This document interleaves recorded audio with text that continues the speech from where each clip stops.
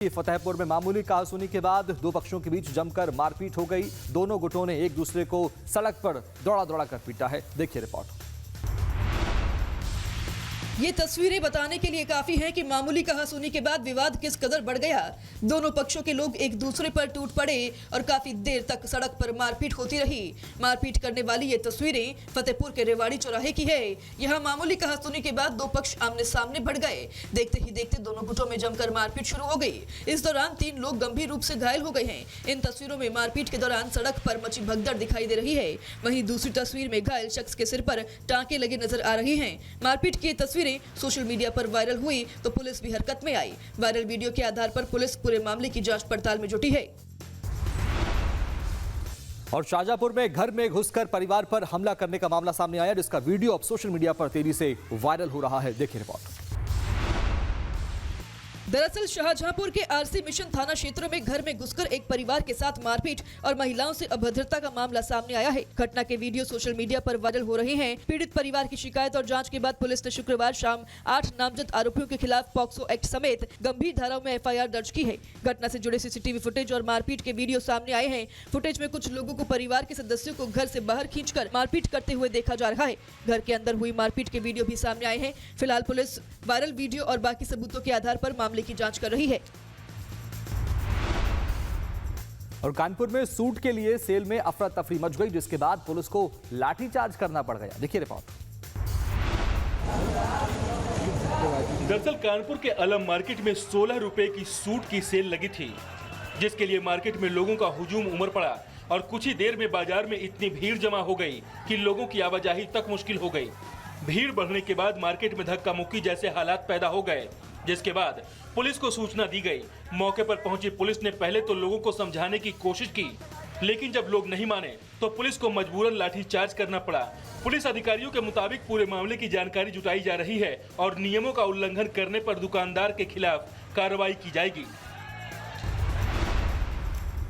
और गुजरात की सूरत पुलिस को बड़ी कामयाबी हाथ लगी है। पुलिस ने 31 साल से फरार चल रहे आरोपी को गिरफ्तार कर लिया है। देखिए। सूरत के लिंबायत इलाके में 1995 में गंभीर मारपीट के मामले में आरोपी पिछले 31 साल से फरार चल रहा था, जिसे सूरत क्राइम ब्रांच की आर्म्ड स्क्वाड ने नवी मुंबई से गिरफ्तार किया है। वारदात के बाद से ही आरोपी अपनी पहचान छिपाकर बिहार में रह रहा था और करीब 3 दशक तक पुलिस को चकमा देता रहा, लेकिन आखिरकार पुलिस ने उसे नवी मुंबई से अरेस्ट कर लिया। बता दें कि साल 1995 में पानी भरने की मामूली बात को लेकर विवाद हुआ था। इसी दौरान आरोपी ने अपने साथियों के साथ मिलकर शिकायतकर्ता पर हमला कर दिया था। और ऑनलाइन सट्टे के एक बड़े नेटवर्क पर पुलिस ने शिकंजा कसा है। 2 आरोपियों की गिरफ्तारी के बाद पुलिस ने 1 करोड़ रुपए से ज्यादा के ऑनलाइन ट्रांजैक्शन का खुलासा भी कर लिया है। मामला झांसी का है। देखिए रिपोर्ट। तस्वीरों में पुलिस की गिरफ्त में खड़े ये दोनों आरोपी हैं। पुलिस का दावा है कि दोनों ऑनलाइन सट्टा खिलाने वाले नेटवर्क से जुड़े हैं। इनके पास से तमंचा, कारतूस, नकदी, मोबाइल फोन और स्कूटी बरामद हुई है। मामला झांसी का है, जहां नवाबाद पुलिस ने प्रभात अग्रवाल और गिरजा शंकर झा को गिरफ्तार किया है। पुलिस के मुताबिक पूछताछ से ऑनलाइन सट्टा खेलने और खिलाने की बात सामने आई है। बरामद मोबाइल की पड़ताल में सट्टे से जुड़ी वेबसाइट और आईडी मिली है। पुलिस के अनुसार अलग अलग खातों से 1 करोड़ रुपए से ज्यादा के ऑनलाइन ट्रांजैक्शन सामने आए हैं।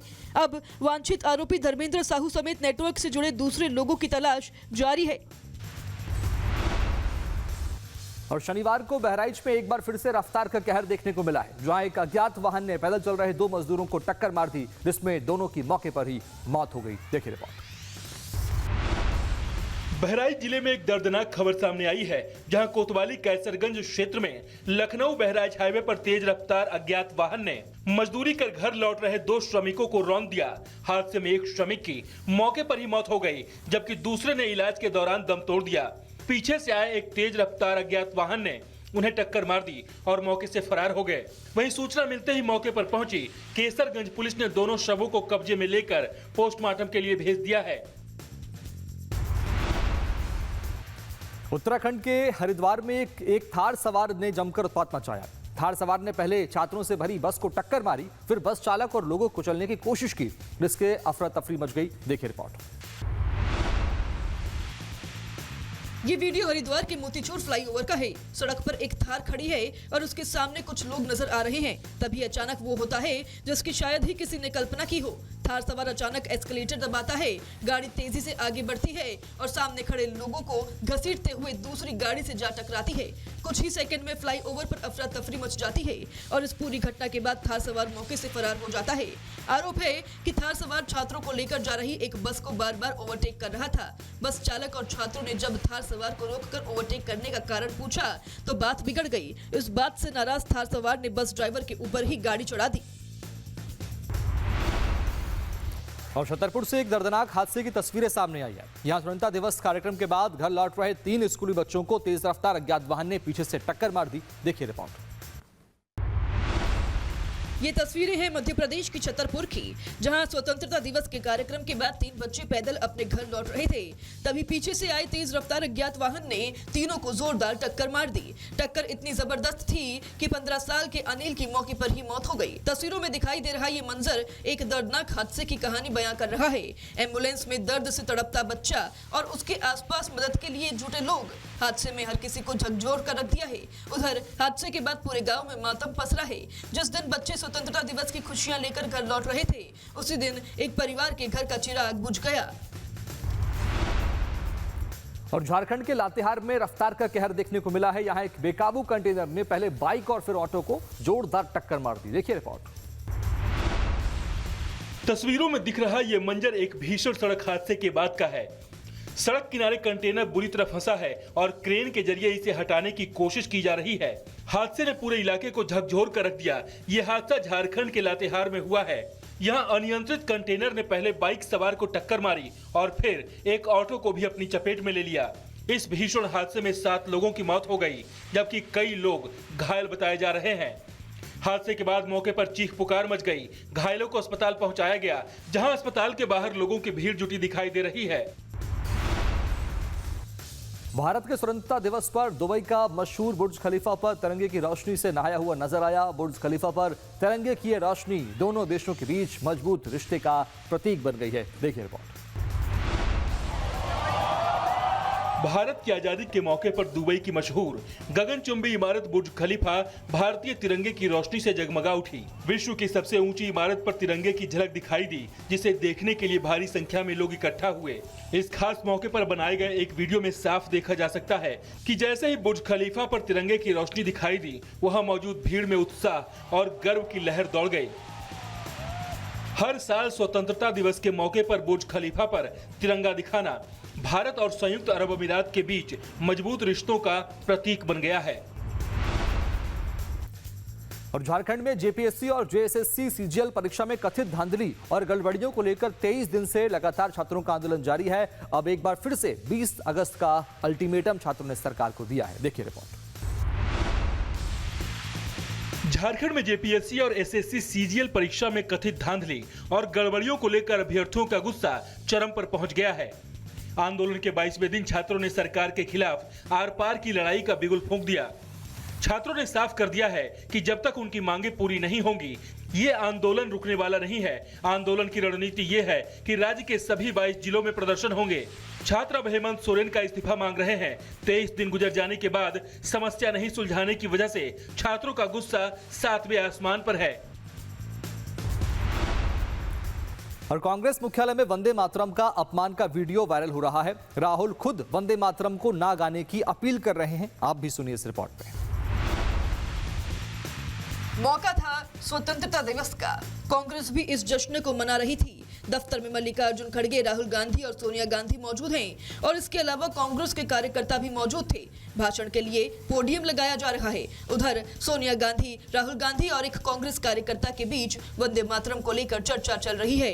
राहुल गांधी साफ साफ कह रही हैं वंदे मातरम गाने की जरूरत नहीं है। सोनिया गांधी भी कार्यकर्ता को बता रही है कि वंदे मातरम से सभी 6 छंद बजाने की जरूरत नहीं है। लेकिन जब वंदे मातरम के सारे छंद का गायन हो गया, बीच में सोनिया गांधी, राहुल और खड़गे टोका टाकी करते रहे और उनकी टोका टाकी तस्वीरों के जरिए सामने आ गई और कांग्रेस पार्टी की सोच का उजागर हो गया। लखनऊ में स्वतंत्रता दिवस के मौके पर सीएम योगी ने छत्तीसगढ़ से आए लोक कलाकारों से मुलाकात की। इस दौरान सीएम योगी और कलाकारों के बीच हुई बातचीत का वीडियो अब सोशल मीडिया पर तेजी से वायरल हो रहा है। देखिए रिपोर्ट। कि आप गा सकते हैं, आप गाते हैं, मैं गा नहीं सकता, कम से कम बुलडोजर तो चलवा ही सकता हूं गलत लोगों पे। स्वतंत्रता दिवस के मौके पर विधान भवन में सांस्कृतिक कार्यक्रम का आयोजन किया गया था। कार्यक्रम के बाद जब सीएम योगी कलाकारों से मिलने पहुंचे तो एक कलाकार ने कहा कि उन्हें छत्तीसगढ़ में बुलडोजर बाबा के नाम से जाना जाता है, जिस पर सीएम योगी मजाकिया अंदाज में जवाब देते हैं। उन्होंने कहा कि आपको गाना गाने की कला आती है, मुझे गाना नहीं आता, लेकिन कम से कम गलत लोगों पर बुलडोजर तो चला सकता हूँ। सीएम योगी के इस जवाब पर वहाँ मौजूद लोग मुस्कुराने लगे। और चिली में एक बिल्डिंग के अंदर हुए भीषण धमाके से पूरा इलाका दहल गया।